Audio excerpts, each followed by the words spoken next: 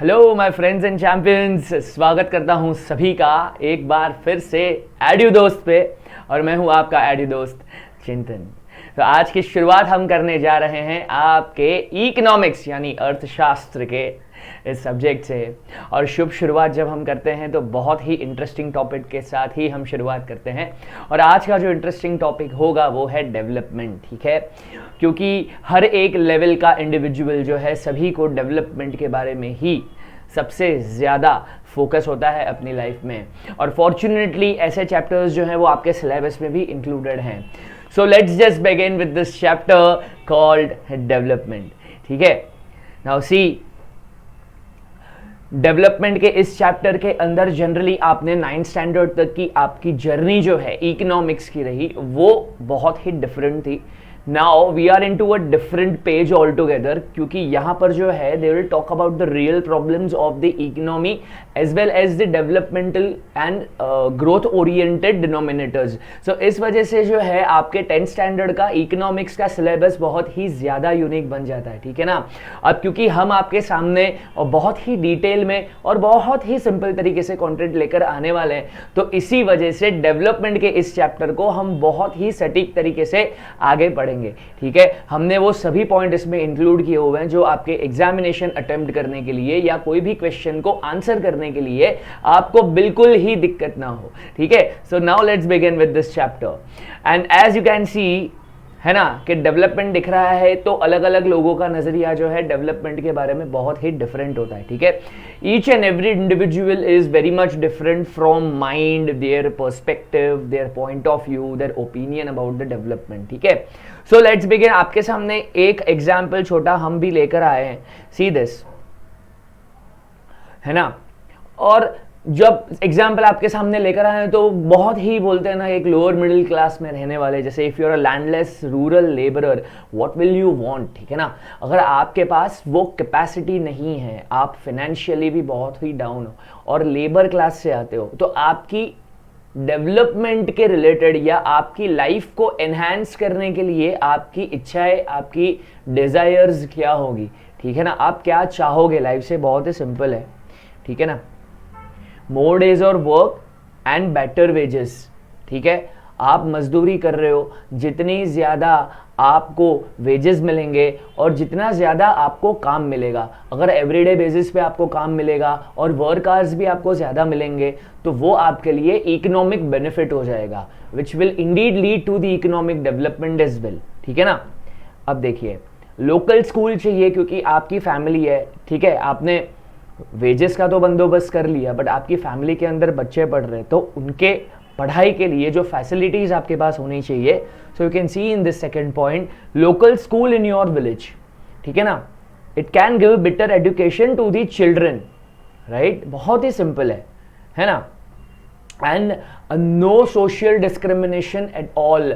लोग जो आपको इकोनॉमिकली जज करते हैं तो वैसे नज़रिए से जो है वो आपको लोग ना देखे, ऐसी भी आपकी एक इच्छा होती है कि हम मजदूर हैं तो क्या हो गया, हम मेहनत करके पैसे कमाते हैं, ठीक है। हमारे पास पैसे या इकोनॉमिक पावर इतनी नहीं है, लेकिन as compare to other class people हमको इस तरीके से डिस्क्रिमिनेशन की नज़र से बिल्कुल ना देखा जाए। So these are your desire and these are all your wants, ठीक है ना। तो यही बात है। And it can become a leader in the village, ठीक है ना। तो ये भी होता है कि यार क्योंकि एक विलेज है, it's about the rural development, ठीक है। विलेज के अंदर, गाँवों के अंदर जो है वो सम्मानजनक हमको रोटी मिले, ठीक है। हमको हमारी फैमिली को जो है वो अच्छा खाना पीना, अच्छी लाइफ, बच्चों को अच्छे एजुकेशन मिले, और उससे ज़्यादा गाँव में जो है हम अमोंग दी अदर पॉपुलेशन जो है थोड़ा बेटर प्रोग्रेस कर जाएं, लीडर की शिप की तरफ आगे बढ़ जाएं, ठीक है। आगे अगर हमको अपॉर्चुनिटी मिलती है तो एज ए लीडर भी हमको जो है अपॉर्चुनिटी देनी चाहिए, ठीक है ना। तो यही बात है, राइट। सो बहुत ही इंटरेस्टिंग तरीके से जो है आपके सामने अब ये वाली स्लाइड के अंदर see, now let us think about development from different people's perspective के अंदर ही। नाउ अज्यूम योर सेल्फ, ठीक है, you can visualise yourself as a wealthy farmer, ठीक है। तो पहले तो एक गरीब मजदूर के हिसाब से डेवलपमेंट में आपको क्या चाहिए, and now what do you want from the perspective of the rich and the wealthy farmer. Now if you are prosperous, ठीक है, प्रॉस्पेरिटी का क्लियर मतलब होता है कि आपके लाइफ में बहुत सारी खुशियां हैं, ठीक है, इकोनॉमिक पावर आपकी बहुत ही स्ट्रांग है, पैसों के मामले में आपके पास ज्यादा कोई दिक्कत है नहीं। So if you are a prosperous farmer from Punjab, what do you want, ठीक है। पंजाब का स्पेसिफिक इन्होंने एग्जाम्पल इसीलिए लिया हुआ है क्योंकि एग्रीकल्चर की बात करते हैं और फार्मिंग की बात करते हैं ना, तो 80s के डिकेड्स में, ठीक है, 80 के दशक में वहां पर पंजाब और हरियाणा में सबसे पहला ग्रीन रेवोल्यूशन हुआ, ठीक है। तो ग्रीन रेवोल्यूशन की वजह से वहां के जो फार्मर्स हैं वो बहुत ज्यादा वेल्थ को एक्वायर कर पाए। इस वजह से हमने ये एग्जाम्पल आपके सामने रखा हुआ है कि now the farmer from Punjab, ठीक है, और आपको क्या चाहिए होगा, now you can see at the upper end of your life, see assured a high family income, ठीक है, क्योंकि पैसा ऐसी चीज है आप जितना कमाओगे उतना ही ज्यादा डिजायरेबल हो जाता है वो, ठीक है ना, थ्रू हायर सपोर्ट प्राइजेस। आप अगर बिजनेस कर रहे हो, if you are a successful farmer, ठीक है, if at all you want to sell your products in the market, तो आपके मार्केट में जो प्रोडक्ट्स है इसकी कीमत आपको ज्यादा से ज्यादा आए, ये आपका एक एम होता है, ठीक है ना, their crops, their production and through hard working and cheap labourers. और ऑन दी अदर हैंड आपके पास जो और फार्मर्स काम कर रहे हैं या डेली वेजेस पे कुछ लेबर्स काम कर रहे हैं आपके खेत में, तो उनको जो है वो बहुत ज्यादा जनरली वो कॉस्ट हमको हाई ना पड़ जाए, वो जो हम एक्सपेंसेस कर रहे हैं तो वो भी कम कॉस्ट में हमारी ज्यादा प्रोडक्टिविटी निकले, ठीक है। तो ये भी हमारा एक एज अ बिजनेसमैन एम तो होता ही है, right. And they should be able to settle their children abroad. अब जैसे गरीब मजदूर की एक ऐसी इच्छा होती है कि हमारे बच्चों को एटलीस्ट बेसिक जो है वो एजुकेशनल फैसिलिटीज मिले हमारे ही गांव में, ठीक है। तो अपर एंड पे रहने वाले जो फार्मर्स होते हैं उनका ऐसा होता है, और जनरली आपको देखने मिलता है कि फ्रॉम हरियाणा एंड पंजाब लोग ज्यादातर माइग्रेट करते हैं, स्टडी अब्रॉड का कंसेप्ट वहां पे बहुत ज्यादा होता है, कनाडा जैसी कंट्रीज के अंदर जनरली ये लोग रिलोकेट करते हैं। तो आपने देखा होगा कि पंजाब के अंदर जो रिच फार्मर्स होते हैं उनकी जनरली इच्छा क्या होगी कि इतना जो हम लोग मेहनत कर रहे हैं तो हमारा आगे का जो जनरेशन है वो आगे जाके अब्रॉड में सेटल होना चाहिए, राइट। तो इसी डिजायर्स के साथ जो है तो अलग अलग जैसे इंडिविजुअल पर्सपेक्टिव की डेवलपमेंटल विजुअलाइजेशन भी बहुत अलग अलग होती है, ठीक है ना। अब एक सिंपल ऑब्जर्वेशन देखो हम लोग ने आपके सामने रखा हुआ है, what might be development for one might be destructive for other. ये तो बहुत ही सिंपल कंसेप्ट भी है कि किसी का फायदा किसी का नुकसान होता है, ठीक है। अगर किसी के जेब में पैसे आ रहे हैं तो डेफिनेटली किसी के जेब से जब पैसे जा रहे हैं तब वहां पर वो आ रहे हैं, ठीक है। अगर नेचुरल रिसोर्सेज हम लोग जनरली यूज कर रहे हैं, ठीक है ना, तो हम जो लैंड का डिग्रेडेशन होता है या वहां का जो जमीनी स्तर पे, क्योंकि हम लोग जनरली क्या करते हैं कि फार्मिंग को अगर छोड़ दिया जाए, अगर माइनिंग की बात की जाए और ऐसे बहुत सारे रिसोर्सेज जब हम लोग लेते हैं जमीन से, तो डेफिनेटली हम लोग जमीन का एक डिग्रेडेशन वहां पर डेफिनेटली कुछ हद तक होता ही होता है, ठीक है ना। तो इस वजह से जब किसी एक चीज में फायदा तो वहां दूसरी चीज में नुकसान, प्लस माइनस का ये थियरी हमेशा हर चीज में चलते रहता है। तो यही ऑब्जर्वेशन के अंदर हम लोग आगे देखेंगे, सी इनकम्स एंड अदर गोल्स। अब क्योंकि इकोनॉमिक सिचुएशन की बात आ रही है तो it's everything, it's about money, ठीक है ना। So what people desire are regular work. एक तो लोगों को क्या चाहिए, they need work first of all, ठीक है, क्योंकि अगर पैसे की भी डिजायर्स है, अगर अच्छे इकोनॉमिक कंडीशंस की भी डिजायर है, अगर खुद की इंडिविजुअल डेवलपमेंट के भी डिजायर्स है, तो first of all you need a good work, a respectable job always, right. Better wages, और जो वेजेस है हमेशा आपकी एक desire as a human being, एक हमारी डिजायर होती है कि हम जो काम करें इसके बदले में हमें अच्छा पैसा डेफिनेटली मिलना चाहिए, in a very simple word, ठीक है ना। And decent price for their crops also. अगर फार्मर के भी पॉइंट ऑफ व्यू से हम लोग ने जस्ट अभी थोड़े टाइम पहले ही देखा कि उनका पॉइंट ऑफ व्यू ऐसा था कि हमारी जो भी खाद मार्केट में बिक रही है, जो भी क्रॉप्स हमारे मार्केट में, उनके अच्छे पैसे आने चाहिए, other products that they produce. तो ये जनरल डिजायर जो है वो उनकी होती है। In other words they want more income, everyone, each and every individual, farmers, non farmers, industrialist, employees, professionals, ठीक है ना, सभी लोगों को अच्छी इनकम, बढ़िया इनकम ही चाहिए होती है। Everything is money oriented if we talk about economic development, ठीक है ना। अब इसी टॉपिक के अंदर see this next thing, beside seeking more income, ठीक है ना, one way or the other people also seek things like, तो पैसा तो आ जाता है। देखो ऐसा नहीं है कि जिसके लाइफ में पैसा आ गया तो सभी खुशियां जो है वो मिल गई। एक बहुत ही अच्छा सेंटेंस है कि पैसा जो है वो खुदा तो नहीं होता, लेकिन पैसा खुदा से कम भी नहीं होता, ठीक है ना। तो ये जनरली एक कोट देते हैं। तो ऐसा है कि देखो कि इकोनॉमिक कंडीशन तो सबकी अच्छी होनी ही चाहिए, बट दैट्स नॉट इट, ठीक है ना। इकोनॉमिक कंडीशन के साथ जो है अपनी physical health, mental health, prosperity, family quality life, virtues, traditions, value system, ये सब में भी तो डेवलपमेंट जरूरी है, राइट। तो इस वजह से ये टॉपिक में आप ये भी देखोगे कि आपको और सोसाइटी से क्या एक्सपेक्टेशन होती है, ठीक है ना। तो आप जो भी सोसाइटी में रहते हो, ठीक है, आप जैसे भी जियोग्राफी या डेमोग्राफी से बिलोंग करते हो, तो आसपास जो है आपके सराउंडिंग्स में एटलीस्ट आपको मिलनी चाहिए इक्वल ट्रीटमेंट, क्योंकि वहां पर डिस्क्रिमिनेशन नहीं होना चाहिए। Second thing is you want is the freedom, ठीक है ना, आजादी होनी चाहिए, बिकॉज बेसिकली ये डेमोक्रेसी है, ठीक है। भारत एक लोकशाही और लोकतांत्रिक तरीके से चलने वाला देश है, तो इसमें आजादी सबसे ज्यादा महत्वपूर्ण होती है। Freedom of speech, freedom of expressions and free right to education, जैसे बहुत सारे ऐसी चीजें हैं जहां पे फ्रीडम से रिलेटेड इकोनॉमिकल डेवलपमेंट अटैच्ड है, ठीक है ना। Then we have security also, हर तरीके से हमको सेफ रहना जरूरी है, ठीक है, फ्रॉम एनी थ्रेट्स, ठीक है। तो सेफ्टी भी इतनी ही इंपॉर्टेंट है, सिक्योरिटी इस वजह से इंपॉर्टेंट है, एंड रेस्पेक्ट टू अदर्स, ठीक है, क्योंकि जैसे गिव एंड टेक का कंसेप्ट होता है, गिव रिस्पेक्ट टेक रिस्पेक्ट, तो बस यही हिसाब से सोसाइटी जो है आपको अगर इकोनॉमिक बेनिफिट देती है तो डेफिनेटली सोसाइटी आपको बाकी क्वालिटेटिव बेनिफिट भी दे, ऐसी आपकी डिजायर होती है, right. And they recent discrimination, तो यही बात है, all these are important goals along with the monetary expectations, ठीक है ना। Now see, look, for development people look at mixed goals as we have rightfully mentioned earlier, ठीक है ना। See, national development, now let us talk about the overall national development. This was the observation of an individual development from different perspective, ठीक है ना। अब we are talking about the nation, the India, the national development, ठीक है ना।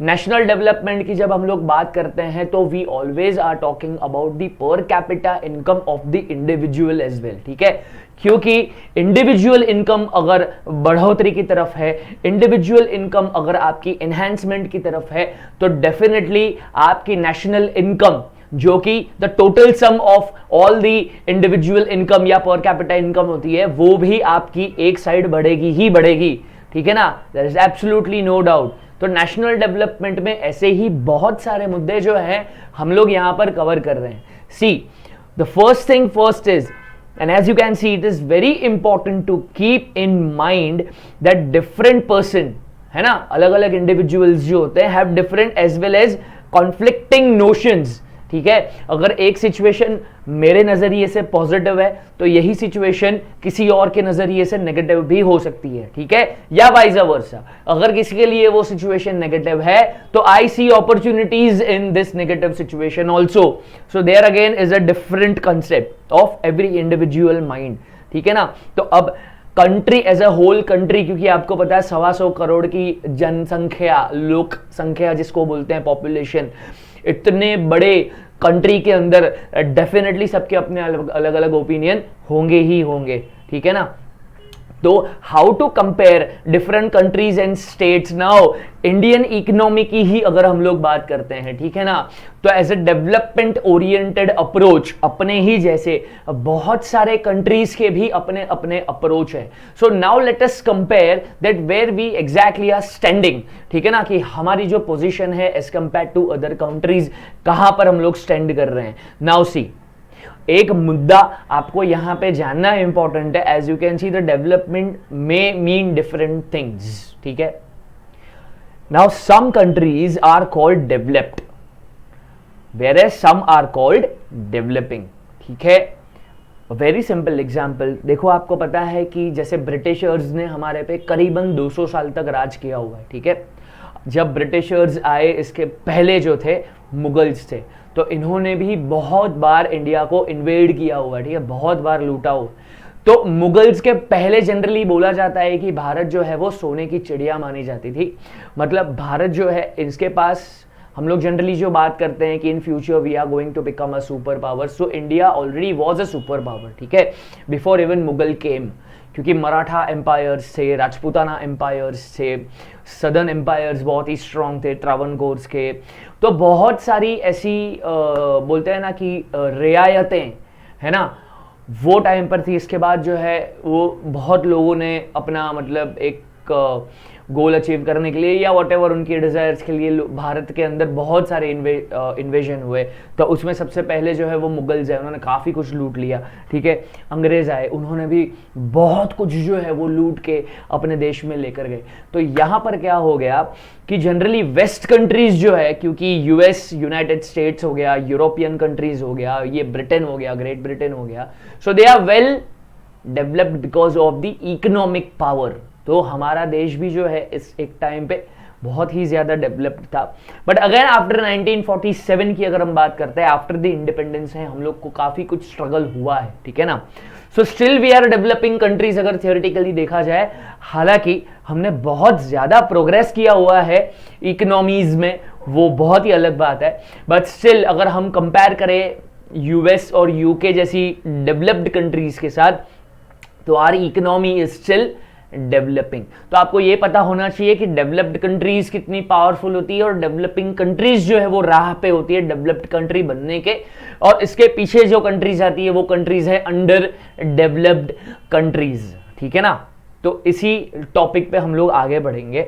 Now there are various important characteristics to compare the development, क्योंकि अगर आप एक डेवलप्ड इकोनॉमी को दूसरी डेवलपिंग इकोनॉमी से कंपेयर करेंगे तो आपके पास जो है कुछ मेजर हेड्स होते हैं जिससे आप डिस्टिंग्विश कर सकते हो। तो वो क्या चीज है, ठीक है ना। And however one of the most important characteristics is income. तो अगर हम अलग अलग फैक्टर्स को लेके दोनों के बीच में फर्क करें, उसमें सबसे बड़ा फैक्टर जो होगा वो इनकम होगा, इकोनॉमिक पावर होगा, जिससे हम इजीली डिस्टिंग्विश कर पाते हैं कोई भी डेवलप्ड कंट्री को, ठीक है ना। Now let us see how to compare different countries and states. Now we have this simple observation in front of us that generally, right, countries with more income are more developed than countries with less income. सही बात है, और बहुत ही simple चीज है यार, है ना। और अब पीछे ये जो क्वेश्चन पूछ रहे हैं, but how do we calculate the income of the country. तो हमें ये तो पता है सर कि डेवलप्ड कंट्रीज की जो इनकम है, लेवल ऑफ इकोनॉमिक डेवलपमेंट है, वो डेवलपिंग कंट्रीज से काफी ज्यादा है। बट कोई भी कंट्री के इनकम को जनरली किस तरीके से डिस्क्राइब किया जाए, ठीक है ना, तो इस तरीके से कर सकते हैं the total income of all the residents, जो मैंने थोड़ी देर पहले आपको मेंशन किया कि हर एक इंडिविजुअल की इनकम अगर मिला दी जाए तो वो देश की इनकम मानी जाती है। और इंडिविजुअल इनकम को जनरली बोला जाता है इन इकोनॉमिक टर्म्स पर कैपिटा इनकम, ठीक है ना। तो पर कैपिटा इनकम का सम टोटल अगर हम मिला दें तो हमारे कंट्री की जो है वो इनकम हम डिस्क्राइब कर सकते हैं। So the total income of all the residents is the income of the country.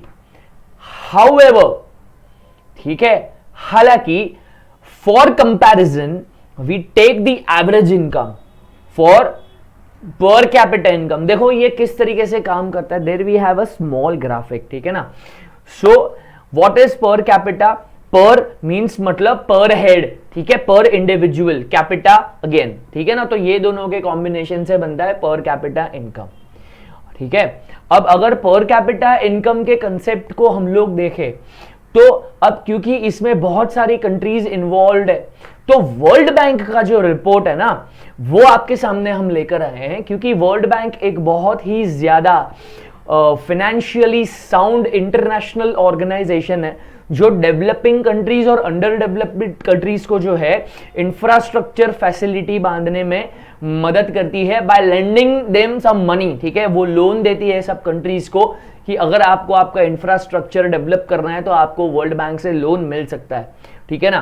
तो उसके रिपोर्ट्स के मुताबिक इनकम मोर देन, ठीक है ना, यूएस डॉलर 49,300 पर एनम, अगर ठीक है, समझो यूनाइटेड स्टेट्स को ही ले लेते हैं, तो यूनाइटेड स्टेट्स के अंदर रहने वाले जितने भी सिटीजन्स हैं जो पूरी उनकी लोक संख्या है, तो पर हेड, ठीक है, एक व्यक्ति पर कैपिटा, अगर एक व्यक्ति की इनकम $49,300 है, करीबन $50,000 अगर है सालाना, ठीक है, जब भी हम लोग ये इनकम की बात करते हैं तो पर एनम मतलब एक पूरे साल की इनकम अगर किसी की करीबन $50,000 है, ठीक है, $49,300 है, तो इसका मतलब है कि ये जो पूरी कंट्री है इसको हम रिच मानेंगे और इसको हम लोग डेवलप्ड कंट्रीज ही कंसिडर करेंगे, ठीक है। तो ये हुआ आपका पहला स्टेज। सेकेंड स्टेज, अगर किसकी इनकम, ठीक है, अगर कोई कंट्री की इनकम $2,500 मतलब $2,500 से पर कैपिटा इनकम, जो इंडिविजुअल इनकम अगर $2,500 से भी कम है तो उसको हम लोग लो इनकम कंट्री मानते हैं, तो उनको हम लोग जनरली अंडर डेवलप्ड कंट्रीज मान सकते हैं, ठीक है ना। और अगर भारत की बात करते हैं, ठीक है, तो ना ही भारत डेवलप्ड की रेंज में आता है थियोरेटिकली स्टिल, और ना ही जो भारत है अपना कंट्री है वो अंडर डेवलप्ड की रेंज में आता है। इंडिया को क्योंकि middle level, upper middle level और लोअर लेवल मिडिल के स्टेज पे देखा जाता है। अब क्योंकि इसका क्लासिफिकेशन इस तरीके से आपके सामने रखा हुआ है, देखिए, इंडियाज पर capita income with $6,700 per annum. अगर भारत में रहने वाले पॉपुलेशन में प्रति व्यक्ति दर मतलब पर कैपिटा इनकम, अगर एक इंडिविजुअल की इनकम पूरे साल में $6,700 है, तब उसको हम डेवलपिंग कंट्रीज की रेंज देंगे, इसलिए भारत को डेवलपिंग कंट्रीज आज भी बोला जाता है। सो ये स्टेजेस है, ठीक है ना। So this is how we calculate the national income as well, right. Now income and other criterias, ठीक है ना। Now we already know that how to presume or how to determine the national income of any country. Now it's time to decode the income and other criterias as well, ठीक है। तो अब आपके सामने जो चीज आने जा रही है ना, see now not just income again, ठीक है, जैसे individual level पे not just economic condition of a family but also the education of child and other qualities of from the society as well as in the country. Except for income there are other criterias taken into consideration, ठीक है ना। आप clearly देख पा रहे हो such as security again, ठीक है, क्योंकि भारत में आपने देखा होगा कि नेशन वाइड जो है हम सिक्योरिटी का मामले में काफ़ी आगे बढ़ रहे हैं, ठीक है। We are very much equipped with the sound technologies when it comes to the citizen securities, ठीक है ना। पब्लिक सिक्योरिटी के मामले में we are very much sound nowadays, ठीक है। इसके बाद आप देखेंगे रेस्पेक्ट टू अदर्स, क्योंकि फ्रीडम ऑफ एक्सप्रेशन के नाम पे हमें ये भी ध्यान रखना होता है कि सोसाइटी में हमारे अलावा बहुत सारे लोग रहते हैं, ठीक है। अगर ओवरऑल हम लोग अगर यूनाइटेड स्टेट्स का भी एग्जाम्पल लेते तो एज ए यूनाइटेड स्टेट्स का भी अपना एक कल्चर और सोसाइटी है, तो उसको उसका रिस्पेक्ट बनाए रखना है एज अ कंट्री, ठीक है ना। तो वैसे ही सभी कंट्रीज के अपने ऐसे इंडिविजुअल गोल होते ही हैं। इक्वल ट्रीटमेंट, ठीक है, इक्वल ट्रीटमेंट में इंडिया के अंदर अगर बात करते हैं तो कुछ साल पहले तक जो है वो जेंडर इक्विटी स्टार्ट हुआ। इसके पहले बहुत ज़्यादा इनइक्वालिटीज था। आपको पता है कि विमेन के अगेंस्ट में बहुत सारे डिस्क्रिमिनेशंस हुआ करते थे। They were even not allowed to go out and work, ठीक है ना। तो उसके बाद जेंडर इक्विटी के नाम पे एक अच्छा खासा कैंपेन चला और उसके बाद आज nowadays see women are so successful in our country.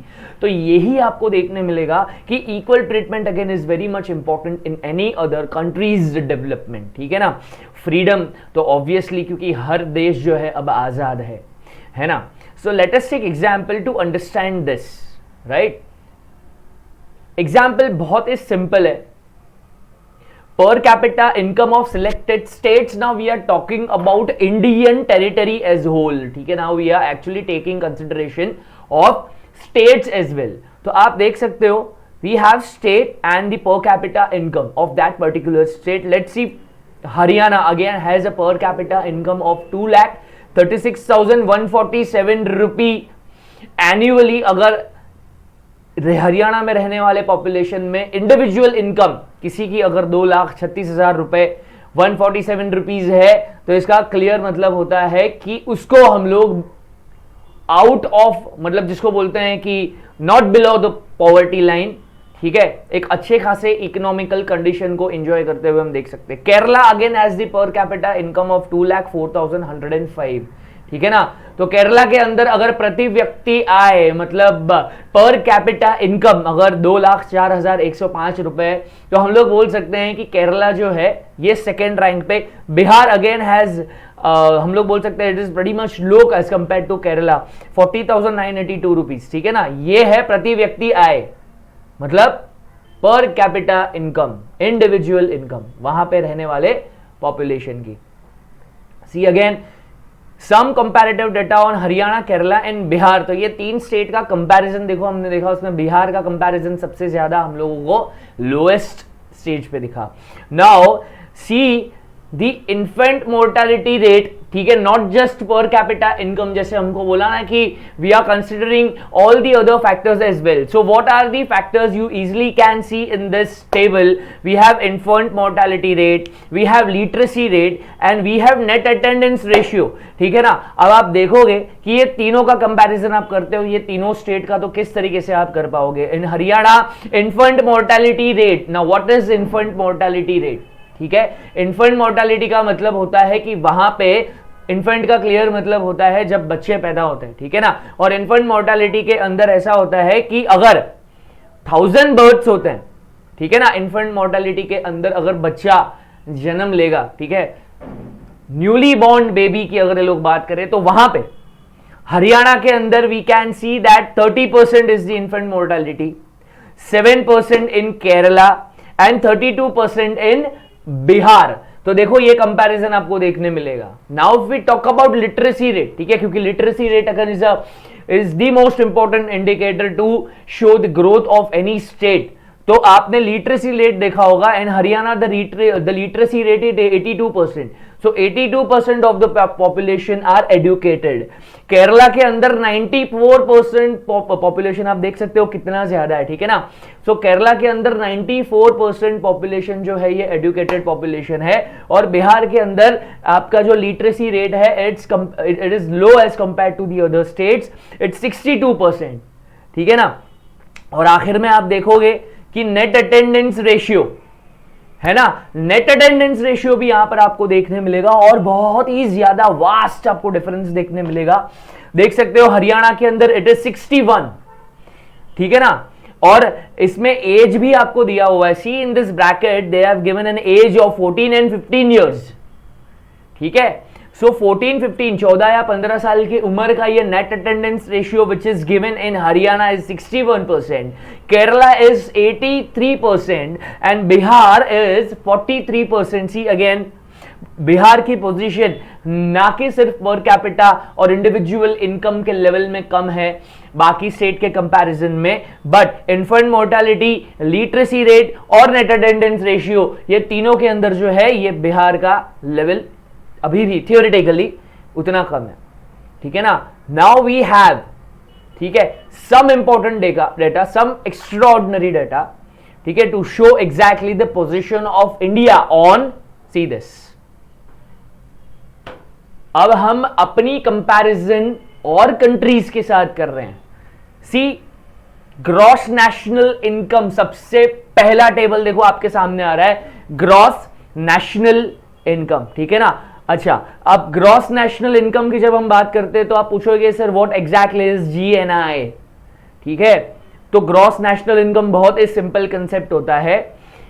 आपको पता है कि पूरे भारत में, let's say for an example, हमारे भारत में production of goods and services, ठीक है, जब बिजनेस करते हैं तो डेफिनेटली या तो हम लोग गुड्स प्रोड्यूस करेंगे या तो सर्विसेज प्रोड्यूस करेंगे, ठीक है, या तो कुछ प्रोडक्ट्स बनाएंगे या तो हम लोग सर्विसेज प्रोवाइड करेंगे, ठीक है।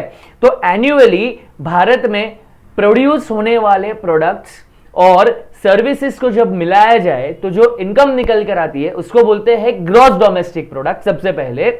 और उसमें, ठीक है, और ग्रॉस डोमेस्टिक प्रोडक्ट्स में जब हमारे एक्सपोर्ट की इनकम को ऐड किया जाए, ठीक है ना, और इंपोर्ट्स को लेस किया जाए, तो हमारे पास एक फिगर आता है, वो होता है आपका GNI, which is called gross national income, ठीक है। तो ये ग्रॉस नेशनल इनकम का जो कंपैरिजन किया हुआ है अदर कंट्रीज के साथ, and these are the countries from Asian region, ठीक है ना, Asian continent.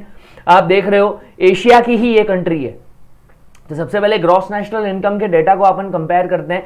So Sri Lanka is highest on the table. 12,707 is the gross national income of Sri Lanka. ठीक है, बट अगर अभी की प्रैक्टिकल सिचुएशन उनकी देखें, because they are actually into a big trouble, their economy is completely disaster, मतलब इतना जबरदस्त डिजास्टर हुआ है वहां पर कि Sri Lanka is actually facing a serious economic crisis.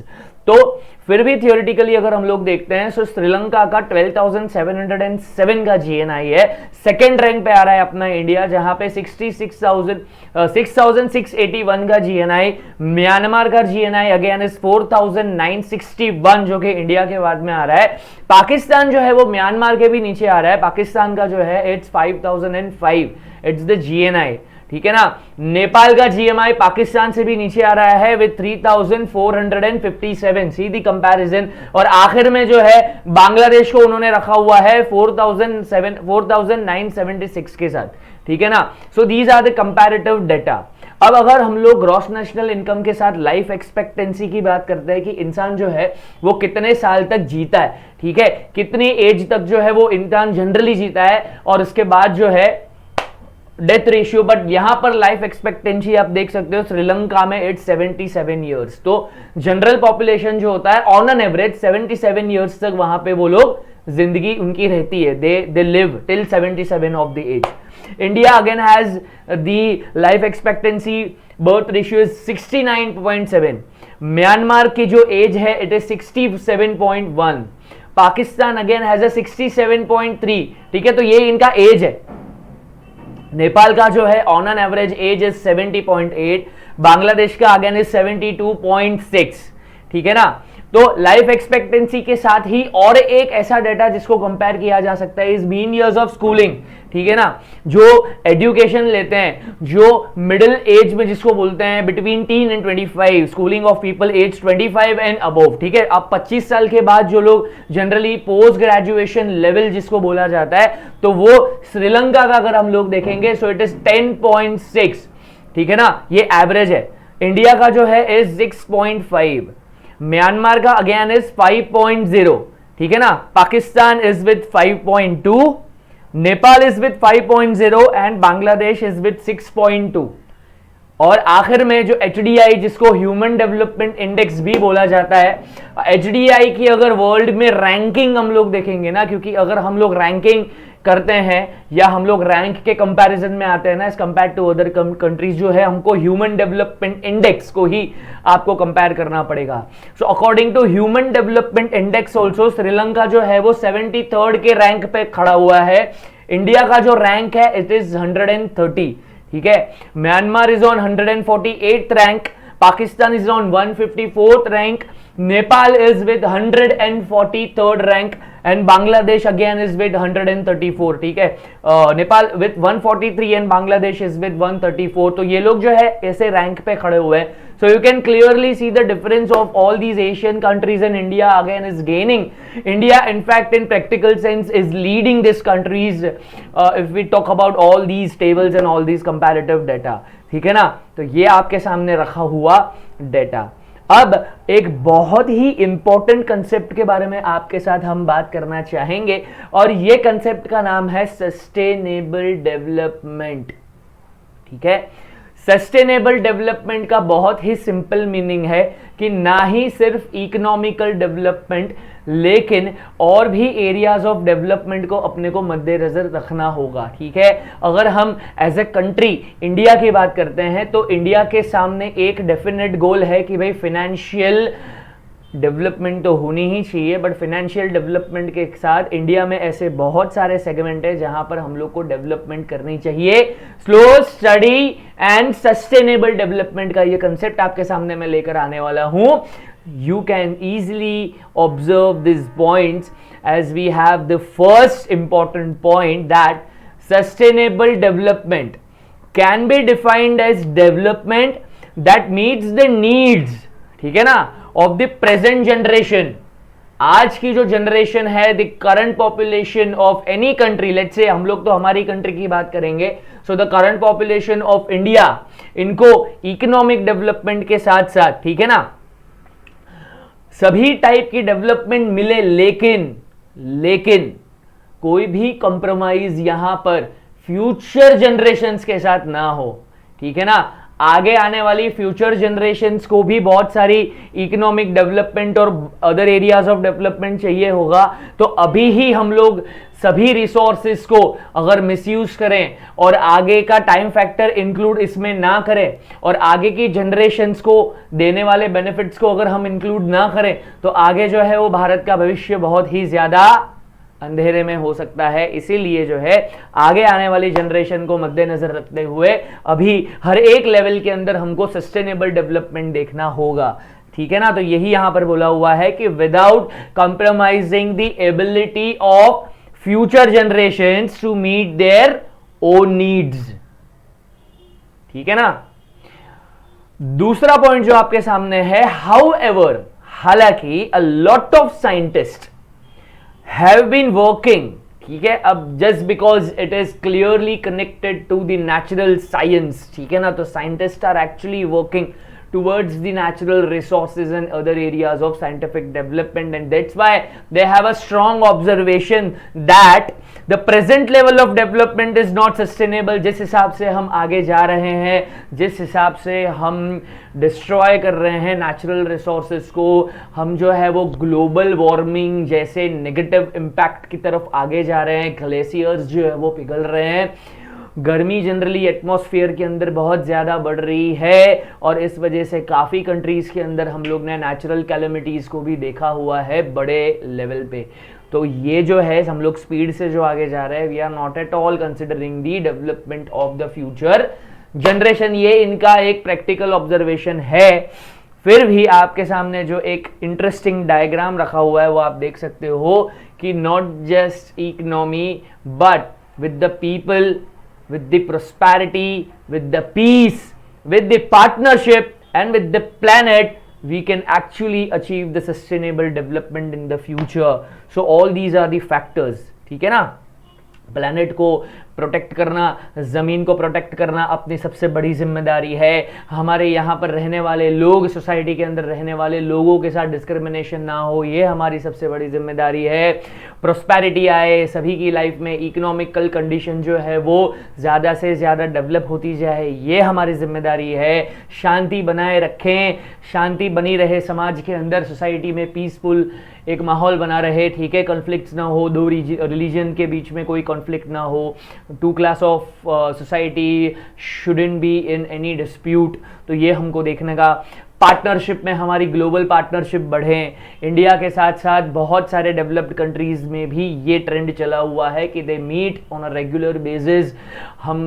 हमारे जैसे prime minister, as we all know that he also believes in the strategic global partnership, जहां पे हम हर एक मुद्दे पे सभी देश जो हैं वो साथ में आए और डेवलपमेंट की तरफ हम काम करें। तो इस तरीके से बहुत सारी ऐसे डेवलपमेंटल स्ट्रेटजीज जो है हम लोग बनाते रहते हैं, ठीक है ना।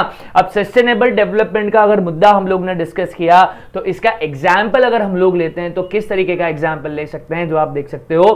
First, the recent evidence suggest, ठीक है ना, दैट द ग्राउंड वाटर, जो सबसे पहले इन्होंने जमीनी स्तर पे बात की, जमीन की यहां पर बात कर रहे हैं, तो जो ग्राउंड वाटर होता है, अंडरग्राउंड जो वाटर है, इज अंडर सीरियस थ्रेट। क्योंकि आपने देखा कि भारत की प्रमुख जो नदियां हैं, the main and the important rivers of India including Ganga river, इनके जो ग्लेशियर्स होते हैं उत्तराखंड के अंदर, यू ऑलरेडी नो दैट कि वहाँ के जो ग्लेशियर्स जो है वो पिघल रहे हैं।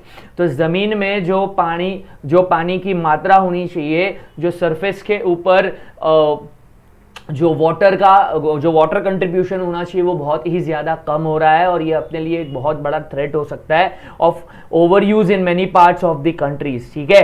तो ये एक सबसे बड़ा थ्रेट हो सकता है। दूसरा, अबाउट 300 डिस्ट्रिक्ट, ठीक है, ऐसे 300 ऐसे जिले हैं, ऐसे डिस्ट्रिक्ट हैं, have reported a water level decline, ठीक है।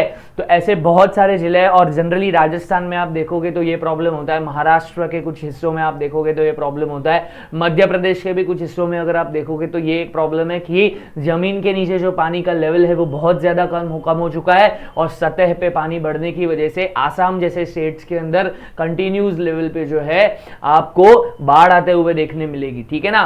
तो देखो, ये इंडिफरेंसेस की वजह से ये पानी के लेवल का ही एक सबसे बड़ा मुद्दा है। सो यहाँ पर आप जो सेकेंड एग्जाम्पल देख रहे हो of 300 districts, they have reported a water level decline all over 4 meters during the past 2 years। तो जमीन के नीचे 4 मीटर तक जो है वो पानी ही नहीं है, कम से कम 300 जिले ऐसे हैं, ठीक है। तो ये बहुत ही एक सीरियस इश्यू है। नियरली, ठीक है, नेक्स्ट पॉइंट जो आपको बोल रहा है कि नियरली 1/3 ऑफ द कंट्री, ठीक है, 1/3 अगर हम लोग बात करते हैं जो कंट्री है is over using their ground water reserves, क्योंकि ये एक बहुत बड़ा नेचुरल रिसोर्स है, आपको पता है। तो 1/3 अगर हम लोग बात करते हैं एक पाई डायग्राम में अगर विजुअलाइज किया जाए और 1/3 कंट्री की बात की जाए, तो वो लोग जो है वो बहुत ज्यादा कंजम्पशन कर रहे हैं even below the 4 meters area, जो एक डेंजर लाइन जिसको बोलते हैं, जहां पे कंजम्पशन बहुत ज्यादा बढ़ गया है। तो ये एक आपके सामने ऑब्जर्वेशन रखा हुआ है, ठीक है ना। आखिर में ये पॉइंट आपके सामने इतना इंपॉर्टेंट इन्होंने रखा हुआ है, you can see that in another 25 years, अगर अगले 25 साल की बात करते हैं, if we talk about the next generations to come in, 60% of the country, आप सोच सकते हो भारत का आधे से भी ज्यादा हिस्सा, 60% of the country would be doing the same.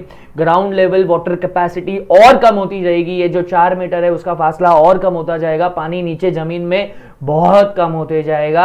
If the present way of using, जिस तरीके से हम पानी जैसा इंपॉर्टेंट रिसोर्स यूज कर रहे हैं और उसको वेस्टेज कर रहे हैं, तो ये बहुत ज्यादा आगे इंपैक्ट हमको दे सकता है अगर ये कंटिन्यू रहा। तो ग्राउंड वाटर ओवर यूज, ठीक है ना, is particularly found in the agricultural prosperous units, मतलब पंजाब और हरियाणा जैसे समृद्ध स्टेट्स के अंदर भी ये प्रॉब्लम बढ़ सकता है अगर हम लोग इसी वजह से जो है पानी का मिसयूज करते रहें, क्योंकि पंजाब और हरियाणा जैसे स्टेट्स तो भारत की खेती को या भारत के एग्रीकल्चर सेक्टर को लीड करते हैं। अगर हम लोग ने ऐसा मिसयूज जारी रखा तो वहां पर भी जो है वो स्कैर्सिटी पैदा हो सकती है और वहां पे भी पानी के रिसोर्सेज हमें मिलना बहुत ज्यादा मुश्किल हो सकता है। सो this is what happens, right. So Punjab and western UP के अंदर भी काफी ऐसे जनरली रीजन है। Hard rock plateau arise of central and south India, hard rock का मतलब है बंजर जमीन, इस वजह से बहुत ज्यादा बढ़ रही है।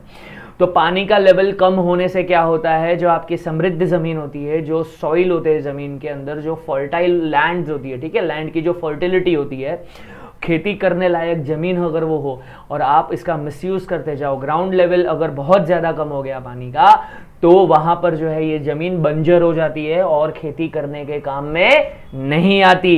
तो इस वजह से हम लोगों को ये खतरा बना रहेगा, ठीक है ना, because they are rapidly growing urban settlements. तो और बहुत सारी फर्टाइल लैंड के ऊपर ये लोग जो अंधाधुंध कंस्ट्रक्शन कर रहे हैं, बहुत ज़्यादा डेवलपमेंट हो चुकी है, कंक्रीट के जंगल जिसको बोलते हैं ना आ चुके हैं।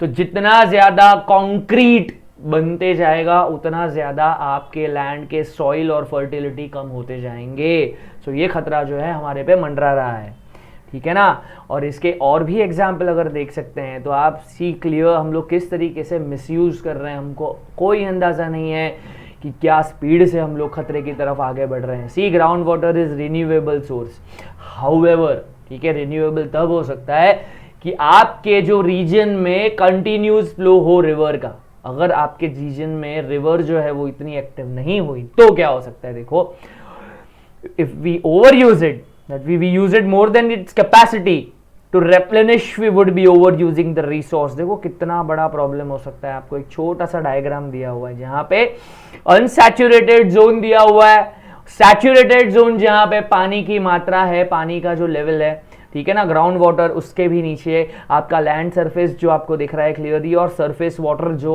आपकी सतह के ऊपर जो पानी जमा होता है वो भी आपको क्लियरली इस डायग्राम के अंदर दिखाया गया है, ठीक है।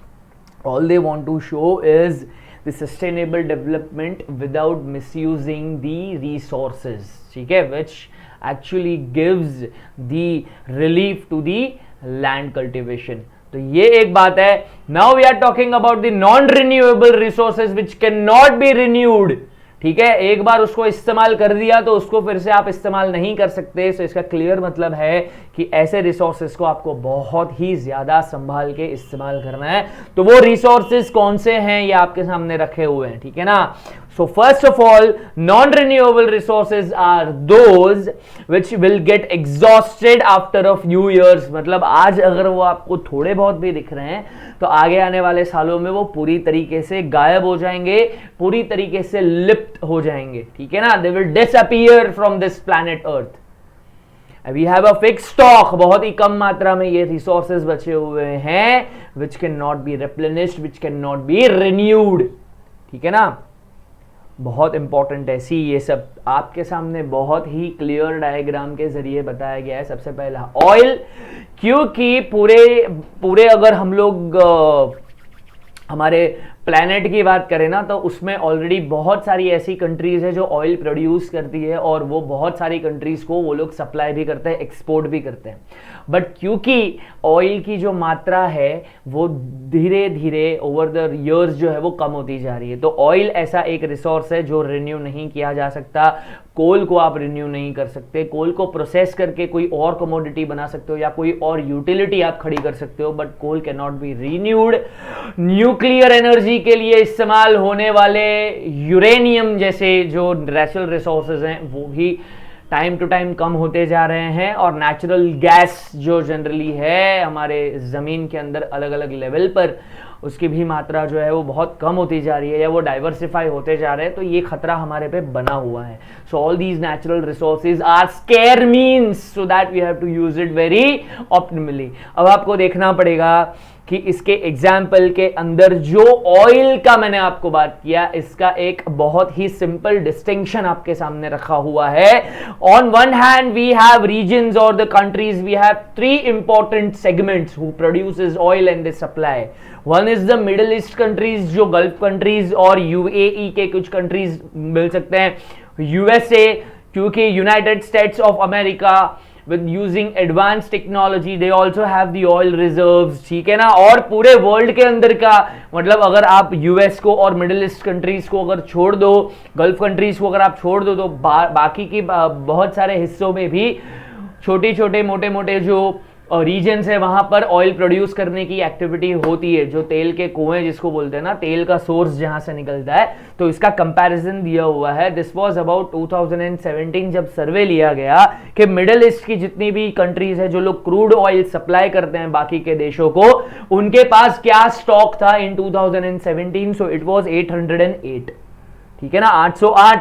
और ये 808 को हम कैसे प्रोनाउंस करेंगे, so that we pronounce in barrels, ठीक है. ये बैरल्स के हिसाब से तो हम लोग बोल सकते हैं कि 808,000 टन, इतना सारा 2017 में रिपोर्ट किया गया था. यूएसए के अंदर it was about 50,000 million barrels, ठीक है ना. वर्ल्ड के अंदर सभी को पूरा मिला के 1697 बैरल्स, समझ रहे हो, 1697,000 मिलियन बैरल्स. तो ये 2017 का डेटा रिपोर्ट किया गया था. बट अभी आगे आने वाले सालों में अगर ऐसे ही मिसयूज बढ़ते रहा, 25 साल डाउन द लाइन की अगर हम लोग बात करते हैं तो देखो कितना कम हो जाएगा इसका लेवल. आप देख सकते हो खतरा कैसे मंडरा रहा है. मिडिल ईस्ट के अंदर कितना रह जाएगा, 70. Number of your reserve will last, ठीक है ना, $70,000 मिलियन. 808 से लेके सीधा 70 तक का डिक्लाइन, ठीक है ना. यूएसए में 50 से लेके 10.5 टाइम्स वो कम हो जाएगा. आप देख रहे हो कितना ज्यादा हम लोग खतरे में आ जाएंगे. क्योंकि हम लोग जो भी कमोडिटी यूज करते हैं, ठीक है ना, क्रूड ऑयल एक बहुत इंपॉर्टेंट रॉ मटेरियल होता है सभी कंट्रीज के लिए. तो खाने पीने से लेके पहनने तक, कंज्यूम करने तक की चीजें क्रूड ऑयल का ही एक प्रोसेस फॉर्म होता है. अगर क्रूड ऑयल इतना ज्यादा कम हो गया तो हम क्या करेंगे, हम कैसे मैनेज करेंगे, वो सिर्फ सोचने वाली बात है. वर्ल्ड में अगर पूरे वर्ल्ड में 1697,000 मिलियन बैरल्स 2017 में रिपोर्ट कर गया, आगे आने वाले सालों में अगर ऐसे ही मिसयूज चलते रहा तो ये 50.2 पे आ जाएगा. आप देख रहे हो कतरा कतरा जो है वो लाखों रुपए का बन जाएगा. ये बहुत ही सिंपल है, ठीक है ना. तो इस पे आपको बहुत ज्यादा सोचने की जरूरत है. So that's why these were the example of scarce resources और उसका ऑप्टिमम यूज़ करके आप सस्टेनेबल डेवलपमेंट की तरफ बढ़ सकते हो, क्योंकि अगर इतना ज़्यादा वो कम हो गया तो आगे आने वाली जनरेशन्स को प्रॉब्लम हो जाएगी, तो अभी से ही इस पे सोचना ज़रूरी है. So that is why we have an ultimate conclusion that sustainability of development is comparatively a new era of knowledge and a new area of knowledge too, in which scientists, economist, ठीक है, ना सिर्फ scientist काम कर रहे हैं इस पे, इकोनॉमिस्ट भी जो है वो लोग काम कर रहे हैं कि हम जो है फाइनेंशियल रिसोर्सेज को किस तरीके से मैनेज करें ताकि हमारे नेचुरल रिसोर्सेज का ओवर कंजम्पशन जो है वो कम हो जाए. फिलोसोफर्स भी इस पे बहुत सारे तर्क रख रहे हैं, एंड अदर सोशल साइंटिस्ट जो लोग जनरली सोशल साइंस पे काम करते हैं, they are actually working together to make this sustainable development on growth and on development. ठीक है ना, तो ये बात है. सो दैट इज वाई आज का ये डेवलपमेंट का चैप्टर आपके लिए फ्रूटफुल रहा होगा, ऐसी हम आशा करते हैं. और ऐसे ही बहुत सारे इंटरेस्टिंग एकेडमिक कंटेंट्स के साथ हम आगे भी मिलते रहेंगे.